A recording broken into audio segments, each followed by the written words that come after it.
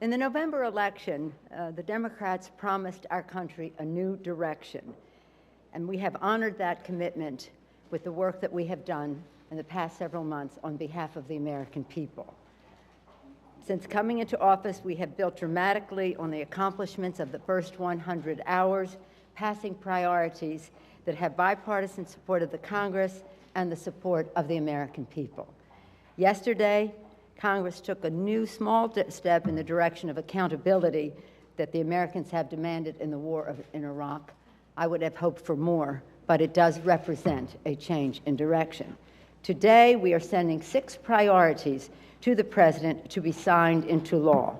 They offer a new direction for those who are earning the minimum wage, for the health of our children, for those who suffered through the natural disasters of Katrina and the ag disaster assistance that is so needed by our farmers, and for the men and women in uniform with our additional funding for veterans and military health. We've now been in roughly 5 months. 26 bills have been signed into law. The funding bill that we passed last night would make 27. At this point, 13 bills have been passed and signed into law, basically naming federal buildings. 5 bills have been passed and signed into law that essentially extended existing law. 8 bills co-sponsored by Republicans or passed without opposition have been signed into law. So I think the message is pretty clear that if this Congress wants to avoid being a do-nothing Congress, it needs to operate on a more bipartisan basis.